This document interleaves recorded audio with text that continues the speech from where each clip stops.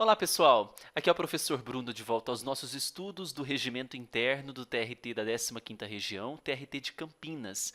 Mais uma vez, dando prosseguimento aos nossos estudos artigo por artigo do regimento, hoje trataremos sobre o artigo 14. Lembrando vocês que toda a parte teórica trabalharemos em nossos vídeos gratuitos no YouTube. Agora, na parte prática, para treinar com questões, adquira o curso de 80 questões comentadas inéditas no meu site eleitoralcombruno.com.br. Tudo bem? Vamos, então, à primeira disposição do artigo 14. O artigo 14, caput, ele fala como se dará a eleição para os cargos de direção do tribunal. Quais são os cargos de direção? Nós temos o cargo de presidente, vice-presidente administrativo ou judicial, temos o corregedor regional e o vice-corregedor regional. Esses são os cargos de direção principais que nós temos que sempre lembrar. Essa eleição para os cargos de direção, conforme estipula o artigo 14, ela se dará mediante escrutínio secreto em uma sessão ordinária do Tribunal Pleno, a ser realizada, veja só, na primeira quinta-feira do mês de outubro dos anos pares. Então, primeira quinta de outubro dos anos pares, tomando posse os eleitos e prestando compromisso perante os demais integrantes, demais desembargadores integrantes da Corte, em uma sessão plenária reunida extraordinariamente no dia 9 de dezembro dos anos pares ou no primeiro dia útil seguinte, se for o caso. Então, vamos anotar isso daqui? Isso daqui é interessante. Olha só. O que a banca pode confundir vocês? A eleição para os cargos de direção, ela será feita em uma sessão ordinária.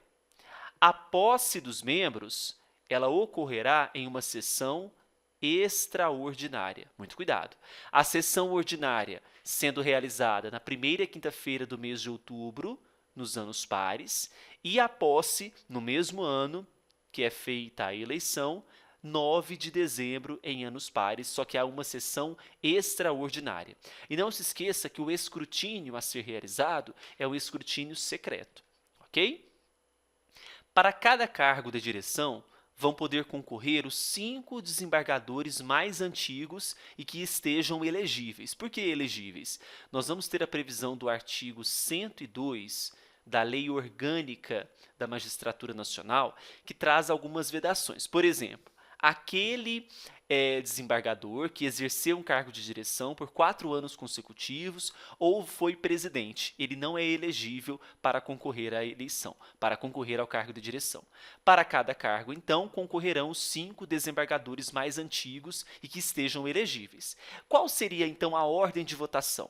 Primeiro, eu escolho o presidente, depois o vice-presidente administrativo, depois o vice-presidente judicial, o quarto é o corregedor regional e o quinto, o vice-corregedor regional. Então, primeiro, presidente, segundo, vice-presidente administrativo, terceiro, vice-presidente judicial, quarto, corregedor regional e, por fim, o vice-corregedor regional. Esta, então, é a ordem, não se esqueça. Essa ordem ela é importante do parágrafo 2º, junto com aquela ordem do posicionamento nas sessões que nós vimos nos vídeos anteriores, tá bom? Parágrafo 3º. Parágrafo 3º. Quem será considerado eleito? Em regra, o eleito será aquele desembargador que tiver obtido a maioria absoluta dos votos? Não, cuidado. Aqui se fala maioria dos votos dos membros efetivos do Tribunal Pleno. A banca poderá confundir e colocar maioria absoluta. Mas veja que o parágrafo 3º ele menciona a maioria dos votos dos membros efetivos do Tribunal Pleno. Nós vamos chegar no artigo 18 e eu quero voltar aqui nesse parágrafo 3º para que nós possamos observar a previsão do artigo 18. Bom, e se houve empate? O parágrafo 4º ele resolve esse problema do empate. Ele diz assim: no caso de empate ou não atingindo nenhum dos candidatos o quórum previsto, que é da maioria, proceder-se-á a novo escrutínio. Então, nós teremos uma nova votação. Persistindo esse empate, persistindo esse impasse, que é colocado pelo parágrafo 4º, será considerado eleito o mais antigo. Então, veja que a antiguidade aqui ela é muito importante até mesmo para resolver constantes empates na hora de eleger um cargo de direção. Resumindo, para cada cargo concorrem os 5 desembargadores, né? Então, conforme prevê o parágrafo 1º, poderão concorrer a cada cargo 5 desembargadores mais antigos. Eles serão eleitos por maioria de votos, empatando, faz uma nova votação, persistindo o empate, será considerado eleito o desembargador mais antigo. Esse parágrafo 5º, ele traz várias informações, ele é um pouco extenso, então nós vamos aqui segmentá-lo.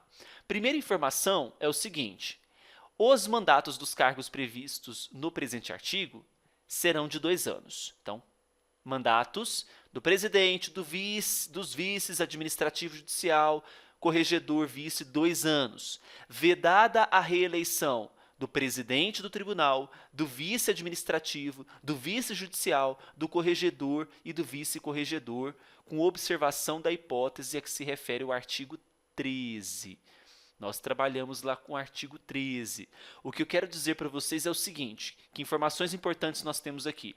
Primeiro, mandato de 2 anos, vedada a reeleição. Aí eu falei para vocês anteriormente de uma questão que é da não tornar elegível para concorrer a determinados cargos, não foi?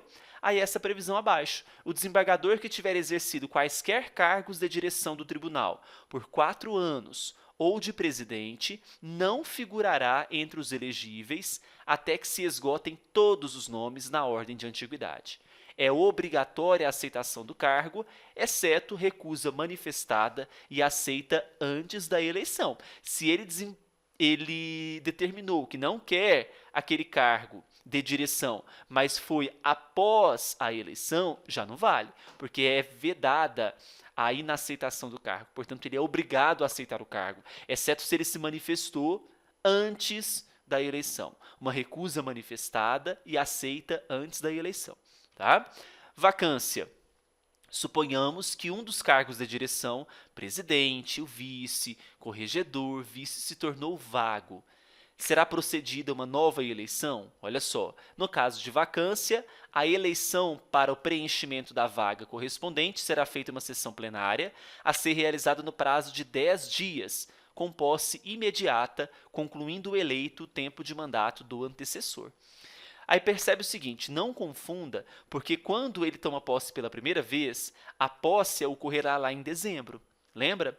Então, nós temos a eleição em outubro, a posse em dezembro. Aqui não. Se é para preencher uma vaga, a posse ela é imediata. Olha só, será feita uma eleição no prazo de 10 dias com posse imediata. Então, esse que vai substituir, ele vai concluir o tempo do seu antecessor. Parágrafo 7º.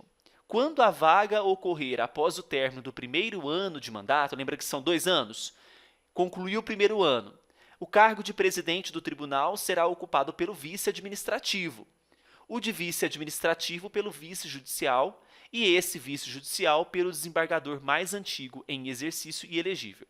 Cuidado, porque a banca vai falar o seguinte, olha, o presidente, então, que tornou o cargo vago ali de direção após o primeiro ano, quem ocupa é o vice-presidente judicial. Não, é o vice-administrativo. O vice, quem ocupa é o vice-judicial.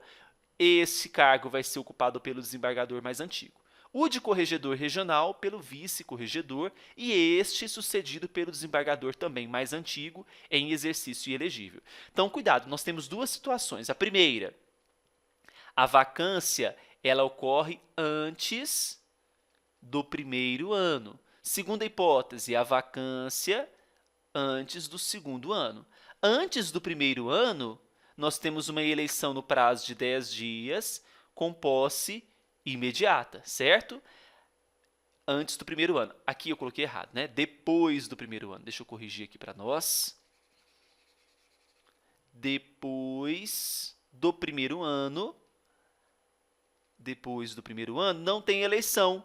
O vice-presidente, portanto, administrativo, ocupa o lugar do presidente, o vice-judicial ocupa o do vice-administrativo e assim sucessivamente, como prevê o parágrafo 7º. Então, muito cuidado. Então, depois do primeiro ano, obedece à previsão do parágrafo 7º. Parágrafo 8º. Aplicam-se os termos do parágrafo 7º, que é quando a vacância ocorre após o término do primeiro ano, com o quinto. O quinto trata para nós aqui dos mandatos, né, o tempo de mandato, falando a questão da vedação de reeleição. Então, vai se aplicar a previsão do parágrafo 7º e do 5º, inclusive nas hipóteses dos impedimentos eventuais. Impedimentos eventuais, por exemplo, uma viagem, por uma licença, nós trataremos mais adiante. E, por fim, o parágrafo 9º, na hipótese de criar um cargo de direção, proceder-se-á na forma do caput e parágrafo 1º no que couber, e o respectivo mandato durará até a próxima eleição, observado o artigo 102. Suponhamos que no meio do caminho surge um novo cargo de direção. Então, vai ter que obedecer o caput do artigo 14, né, para a eleição, para preencher esse cargo e para posse, e o parágrafo 1º, quem vai concorrer a esse novo cargo? Os 5 desembargadores também mais antigos, tá bom?